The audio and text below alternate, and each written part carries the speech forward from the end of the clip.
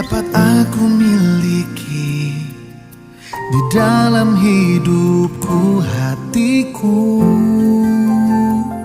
percaya rancanganmu bagiku adalah yang terbaik. Walau ku tak dapat melihat semua rencanamu, Tuhan, namun hatiku tetap memandang padamu. Kau tuntun langkahku. Walau ku tak dapat berharap atas kenyataan hidupku, namun hatiku tetap memandang padamu. Kau ada untukku. Salam, selamat pagi. Bertemu lagi di Sapaan Teduh kita di pagi hari yang indah ini. Sebelum kita mendengar dan merenungkan kebenaran firman Tuhan di pagi hari ini, mari kita bersatu di dalam doa. Kita berdoa. Kuasa Roh Kudus-Mu Tuhan yang melampaui segala akal dan pikiran itu, yang berkarya, yang mengajari kami dan memberikan pemahaman kepada kami. Baik kami yang menyampaikan kebenaran firman-Mu, dan juga semua saudara-saudari terkasih kami yang rindu akan mendengarkan kebenaran firman-Mu. Berkata-kata dan berfirmanlah di pagi hari yang indah ini buat kami semua, karena kami telah siap mendengarkannya. Dalam Putra-Mu Yesus Kristus, kami datang berdoa dan mengucap syukur. Amin. 1 Petrus 1 ayat 23 sebagai renungan kita di pagi hari yang indah ini. Begini bunyi firman Tuhan buat kita. Karena kamu telah dilahirkan kembali, bukan dari benih yang fana, tetapi dari benih yang tidak fana, oleh firman Allah yang hidup dan yang kekal. Sampai sejauh ini pembacaan firman Tuhan buat kita. Saudara-saudari yang dikasihi Tuhan, kita sadari atau tidak kita sadari, kita ini adalah manusia yang fana. Siapapun kita, berapapun umur kita yang telah kita jalani dalam hidup ini, apapun pekerjaan dan profesi kita, seberapa banyak juga jabatan mungkin yang kita miliki, atau seberapa juga materi mungkin yang telah dapat kita kumpulkan. Tapi di atas semua itu, kita ini adalah manusia yang fana. Karena kita manusia fana, maka salah satu dari bentuk kefanaan kita itu adalah seperti apa yang tertulis di dalam nats renungan kita juga. Satu perikop, yaitu di ayat 24. Dia menggambarkan kefanaan itu adalah seperti rumput yang memiliki kemuliaan, tetapi pada akhirnya rumput itu akan kering dan menjadi gugur kalau memiliki bunga. Artinya kematian itu adalah salah satu wujud bentuk dari kefanaan kita. Kita akan tiba saatnya meninggalkan dunia ini. Apakah ada cara untuk menghindari kefanaan tersebut?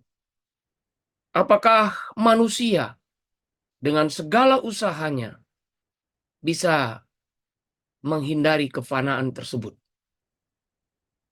Ya, kita dapat melihat tidak ada manusia yang dapat menghindari kefanaan tersebut. Tetapi hari ini firman Tuhan yang kita dengar itu memberikan sebuah pemahaman, memberikan sebuah pengertian yang baru yang diungkapkan oleh penulis surat 1 Petrus ini. Dia mengatakan bahwa kamu adalah bukan lagi orang yang panah, karena kamu telah dilahirkan kembali dari benih yang tidak fana. Ya, artinya nats ini mengatakan bahwa ada cara, ada jalan untuk menghindari kefanaan tersebut. Caranya yaitu dapat juga jelas kita lihat dari bagian bacaan kita, yaitu di ayat 18 dikatakan sampai 19, bahwa kita telah ditebus dari kehidupan kita yang lama, bukan dengan barang yang fana, tetapi kita ditebus yaitu dari darah Kristus, yaitu darah anak domba yang tidak bercacat dan tak bernoda. Jadi lahir baru yang dimaksud di sini dari bibit yang fana berubah menjadi bibit yang tidak fana, hanya ada satu cara, yaitu di dalam Yesus Kristus Tuhan kita. Dan nats kita tadi dikatakan adalah dari firman yang hidup dan kekal. Kita tahu kesaksian dari kitab Injil 1 Yohanes mengatakan pasal 1, ya jelas dikatakan oleh kitab Yohanes secara khusus, dikatakan di ayat 14 bahwa firman itu telah menjadi daging dan dia tinggal bersama-sama dengan kita. Itu menunjukkan Yesus. Jadi jelas yang dimaksudnya kamu di sini adalah kita, anak-anak Tuhan, ya, yang telah ditebus, yang telah menerima Yesus, sehingga kita dilahirkan kembali, bukan dari benih yang panah, tetapi kita dilahirkan di dalam Yesus, sehingga kita akan menerima hidup yang baru dan hidup yang kekal. Kenapa hal ini diingatkan kembali oleh Petrus dengan mengatakan kamu? Karena pada masa itu kita dapat melihat di dalam kitab 1 Petrus ini, secara khusus 1 Petrus 1 ayat 6, bahwa penerima surat Petrus ini ada dalam penderitaan dan percobaan. Mungkin saja karena penderitaan dan percobaan itu mereka bisa melupakan status mereka, bahwa mereka sudah lahir kembali, mereka sudah ditebus oleh darah anak domba di dalam diri Yesus Kristus. Karena beratnya penderitaan tersebut mereka bisa meninggalkan. Dan juga adanya godaan-godaan, bukan hanya penderitaan, tapi kehidupan yang mungkin menawarkan kenikmatan-kenikmatan di dunia ini. Oleh karena itu, maka Petrus mengingatkan kembali. Jadi dari bahan ini kita dapat juga merenung dan merefleksikan kepada diri kita saat ini. Yang pertama, kita sebagai orang-orang yang telah menerima Yesus dan telah ditebus oleh darahnya, kita ini sudah ditebus dari kehidupan kita yang panah.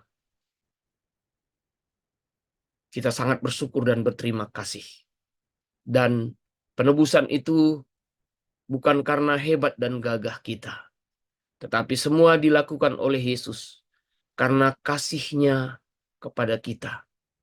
Bersyukur dan berterima kasihlah kita, karena di dalam Yesus kita yang awalnya akan mengalami kepanaan, kematian, dan mungkin kita memahami tidak akan ada kehidupan setelah kematian.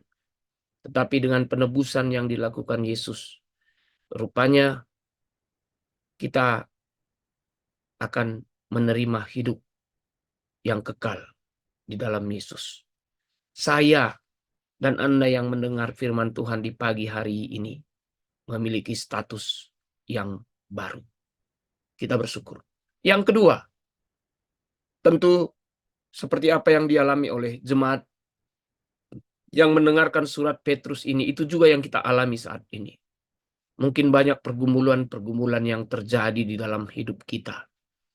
Mungkin juga ada tawaran-tawaran yang menarik, yang bisa memikat kita, yang juga bisa membawa kita kembali kepada kehidupan panah kita, kehidupan kita di masa lalu kita sebelum ditebus.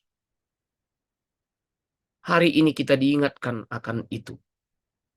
Mari kita menjalani kehidupan baru kita dengan tetap berteguh dan tetap berpegang kepada Tuhan dalam menghadapi segala tantangan itu. Dan bukan hanya itu, tetapi sebenarnya kita juga dituntut dan disuruh untuk menunjukkan bukan hanya status kita yang sudah dilahirkan, yang dilepaskan dari kepanaan tersebut, tetapi terwujud nyata juga di dalam pola pikir, pola tingkah, dan perbuatan kita. Dan ini jelas dikatakan di dalam perikop bacaan kita. Di ayat 14 dikatakan bahwa orang yang hidup lahir baru itu, yang telah ditebus dari kepanaan itu, tidak lagi menuruti hawa nafsu yang menguasainya dan juga kebodohannya. Kita harus berjuang menguasai hawa nafsu kita. Kemudian kita juga disuruh hidup kudus di ayat yang ke-16. Hal itu dikatakan karena kuduslah kamu sebab aku kudus. Selain itu, kita juga disuruh saling mengasihi. Ini jelas dikatakan dalam bacaan kita di dalam ayat 22. Karena kita telah disucikan dengan ketetapan dan kebenaran, maka kita tahu kita disucikan karena kasih. Maka kita disuruh supaya kita hidup dalam kasih persaudaraan yang tulus dan ikhlas. Dan juga hendak bersungguh-sungguh saling mengasihi dengan segenap hati. Itu tandanya kita hidup dan lahir baru. Jadi bukan hanya status kita, tapi terwujud nyata di dalam perbuatan kita. Kemudian yang ketiga, saudara-saudara yang terkasih, mungkin dalam kenyataan dan realita kehidupan kita, kita bisa saja lupakan status kita. Kita bisa juga mungkin kembali kepada kehidupan lama kita, karena kita tidak tahan terhadap godaan hawa nafsu kita dan kehidupan lama kita. Itu sangat manusiawi. Tapi tugas kita bukan menghakimi, tapi tugas kita untuk saling menguatkan, saling mendukung, saling menopang, seperti apa yang dilakukan oleh Petrus, mengingatkan kepada penerima suratnya. Dia menegaskan kamu memiliki status baru. Itu juga yang kita lakukan. Kita menegurnya, bukan menghakiminya. Kita menasehatinya. Dan kalau bisa, kita memberikan contoh dan teladan kepada orang-orang yang kita kasihi itu. Bagaimana hidup setelah lahir baru, setelah meninggalkan kepanaan tersebut. Kita contohkan itu. Karena kita tahu teladan adalah cara terbaik untuk mengeluarkan orang dari kebiasaannya yang tidak baik.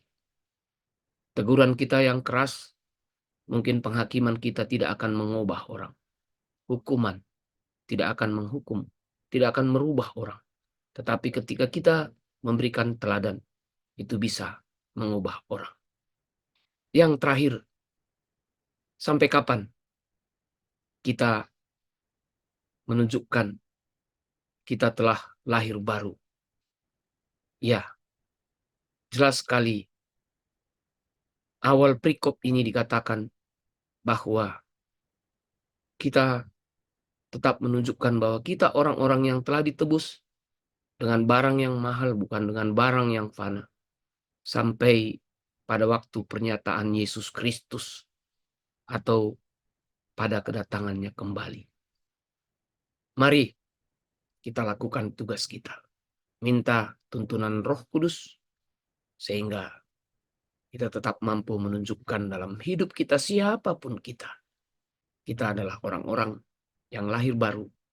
Kita sudah dilahirkan bukan dari bibit yang panah, tapi dari penebusan yang dilakukan oleh Yesus melalui darahnya yang tak bernoda. Tuhan memberkati kita. Tuhan memampukan kita. Amin. Kita bersatu dalam doa. Terima kasih Tuhan atas kebenaran firman-Mu di pagi hari yang indah ini. Engkau kembali mengingatkan kami bahwa kami anak-anak-Mu yang telah Engkau tebus, anak-anak-Mu yang percaya kepada Engkau. Telah Engkau tebus dengan darah anak-Mu Yesus Kristus Tuhan kami. Engkau tengah mengubah hidup kami dari bibit yang fana menjadi bibit yang tidak fana di dalam anak-Mu Yesus Kristus Tuhan kami. Kami memiliki status baru. Dan status baru kami tidak hanya cukup status, tapi juga kami harus menunjukkan kualitas kehidupan kami sebagai orang-orang yang ditebus dengan menunjukkan kekudusan hidup, ketaatan hidup, saling mengasihi satu dengan yang lain. Kami tahu banyak tantangan dan rintangan yang ada di hadapan kami. Kehidupan kami yang lama, mungkin tantangan juga dari yang luar diri kami, dan juga mungkin keinginan-keinginan kami. Mampukan kami meninggalkan semua tantangan itu Tuhan. Mampukan kami hidup seturut dengan kehendak-Mu. Dan jika saat ini kami yang mendengarkan firman-Mu, baik kami yang menyampaikan firman-Mu, ada hidup dalam ketidaktaatan, ketidakmampuan melakukan kasih, masih terpenjara dengan kehidupan kami yang lama. Walaupun kami telah menerima Engkau, ajari kami saling menguatkan, saling mengajari, saling memberi contoh dan teladan. Sehingga ketika kedatangan-Mu kembali, kami didapati sudah hidup seturut dengan kehendak-Mu. Mampukan kami semua Tuhan, dengan kuasa Roh Kudus-Mu. Bapa yang baik, pada saat ini juga kami berdoa buat gereja-Mu Tuhan, Runggun GBKP Bogor, dan juga Perpulungan Sukabumi. Tuhan yang memberkati. Berkati hamba-Mu semua, pendeta, ketua diakan, dan juga emeritus. Pengurus PJJ, pengurus kategorial, unit-unit, dan juga jemaat-Mu. Ajari semua mampu bekerja sama, sehingga kami bisa berguna, berkarya bagi orang lain. Dengan kehadiran gereja Tuhan juga, di tempat mana mereka berada, bisa berdampak, bisa menjadi berkat. Tolong kami, tolong gereja-Mu Tuhan. Ini doa kami Bapa. Sebentar setelah selesai mendengarkan renungan pagi ini, kami akan melakukan aktivitas kami. Kami memulai kehidupan kami.